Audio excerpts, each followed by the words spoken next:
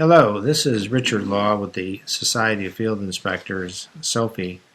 I want to talk to you a little bit today about telephone marketing, how to use the telephone for some follow-up phone calls after you've sent out resumes by email, and what to say in the phone call. Your best way to approach marketing is to send out emails. Create a nice resume. Create it in a PDF or a JPEG format, make an attachment to an email, and send that out to prospective companies. You can develop a very nice resume yourself, or you can let Sophie develop it. This is March of 2010, and we've developed so far in the first 3 months of 2010, about 75 resumes we've developed for field reps, and probably in the last 3 or 4 years we've done about 1,000 resumes.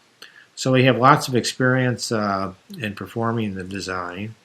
We know what works best in a resume, and over the years we've developed some techniques and ideas and presentations that seem to work. They seem to work in helping an inspector or a property preservation specialist land the job. But today I want to talk to you a little bit about doing some follow-up phone calls where you send out a resume to a company and you don't get a response. Okay, maybe you send it twice to the company and still no response. So what do you do next, and how do you do it? And what I suggest is a follow-up telephone call. And that means calling the company. You'll call the company. Someone will answer the telephone, a receptionist. And the best way to start out is to explain who you are and what you do, and then let them determine who would be the best person for you to talk to within the company. If you start asking for people by titles, you may get the title name wrong, and they may not understand where you're trying to go. So here's what I would do: is I would call them up, and after someone answered the phone, I would say, "Hello, my name is Richard Law. I'm an inspector here in Central Florida, in the Orlando area, and I sent you all a resume about a week ago. And I haven't heard anything back. I haven't received any response. And I'm thinking maybe I sent it to the wrong email, or maybe I sent it to the wrong person within your company. Who should I be talking to? Who in your firm should I be talking to about performing inspections in Central Florida, in the Orlando area?"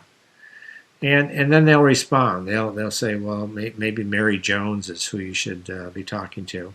And then what you do at that point is ask for Mary Jones' email and direct telephone number so that you have that. And then also ask if you could talk to her, see if she's available, that you can spend a few minutes with her on the telephone. And if you do get a hold of her, be prepared about what you're going to say. In other words, have a bullet list, so to speak, of the main points you want to cover. And of course you want to talk about the services you offer. You want to talk about the area you cover. You want to talk about any experience if you have it. If you don't have the experience, you just remain silent on that. And then throw in other things that are related to field services. If you have other experience that isn't somehow related to the field work, then discuss that. But be very brief. I think you want to get most of that description of the services you offer and the area you cover and background within about 3 minutes, okay? And then see which way the conversation drifts, and then respond accordingly.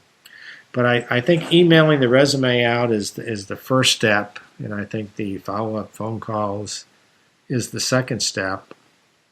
And again, you need to be organized and focused and know what you're going to say, and just kind of follow that gist that I just gave you. And I found that works for me, and I think it'll work for you. And I think it'll get you to the right person in the company, and then you're going to have to just turn on your presentation skills and and sell yourself. That's what marketing is all about. Is selling your services and selling the benefits of you working for them, what they're going to get out of it. So try that out. Again, rehearse what you're going to say before you say it. Put together a plan, put it on paper. It doesn't have to be 20 sheets. It can be half a sheet with just some bullets on there. And practice what you're going to say. If you have any questions on that, give me a call. You can reach me at area code 352-449-1041. Thank you and have a good day.